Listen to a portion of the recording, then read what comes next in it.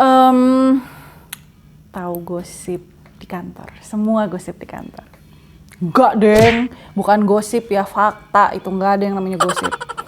Nah, tapi sebenarnya sih kalau buat aku pribadi ya, yang paling menyenangkan jadi seorang HR itu adalah ketika bisa ngebantuin teman-teman sih. Bisa ngebantuin teman-teman tuh dalam hal apapun ya. Kayak misalnya mereka lagi ada problem di kantor.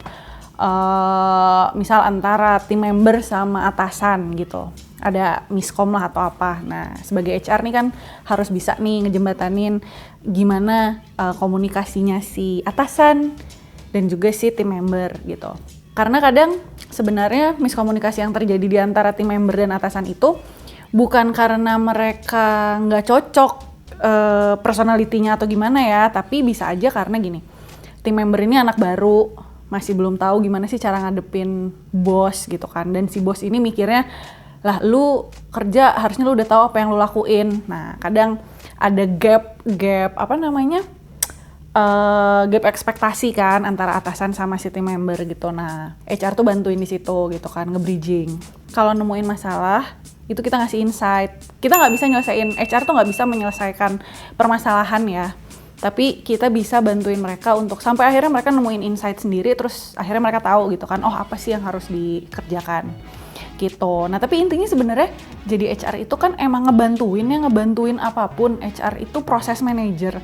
Jadi misalnya tim member, aduh kok kayaknya gue kemampuan bahasa Inggrisnya kurang nih gitu. Kira-kira gue harus ngapain ya? Ya HR akan dengan senang hati ngebantuin mereka, mungkin nyari vendor gitu kan, vendor les bahasa Inggris, atau kalau HR punya temen mungkin tutor atau mentor bahasa Inggris yang bisa ngajarin segala macam. Itu kan kita ngebantuin juga nih, memberikan insight dan juga ya secuil penyelesaian permasalahan untuk teman-teman semua. Itu sih kalau yang aku paling seneng selama menjadi HR sampai dengan detik ini. Gitu. Momen yang bikin bahagia itu sebenarnya ketika melihat orang lain, buat aku itu ketika melihat orang lain happy atas apa yang dilakukan oleh HR. Jadi contohnya gini, waktu itu pernah nih di kantor aku sekarang ya, kita mau Valentine gitu, terus kayak, Valentine kalau kayak ngasih coklat gitu-gitu, bukannya kita mau sok-sokan anti mainstream ya, cuman kebetulan aku kerja di perusahaan yang mementingkan kesehatan banget, dan coklat ya nggak terlalu inilah ya, cemilan yang tidak terlalu sehat. Jadi akhirnya kita belanja buah-buahan tuh, aku sama temanku belanja kita buah-buahan sampai masuk pasar, jangan sedih. Kita masuk pasar, kita belanja buah, bawa ke kantor, kita bikinin parcel satu-satu buat tim kita. Tim kita kebetulan waktu itu kayaknya ada sekitar 40-an deh.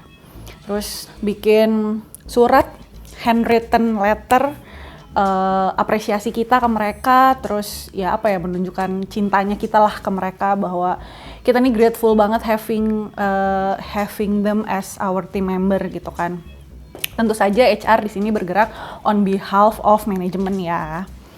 Nah itu ketika kita bikin bingkisan satu-satu, terus kita taruhin tuh, kita sengaja pulang paling malam. Karena apa? Karena kita mau taruhin bingkisan itu di meja mereka masing-masing. Jadi ketika besok mereka datang ke kantor, apa nih? Akhirnya beneran gitu kan, pas besoknya anak-anak nyampe ke kantor terus kayak, apaan nih gitu. Terus baca suratnya, lihat isinya, kita beliinnya buah-buahan gitu kan.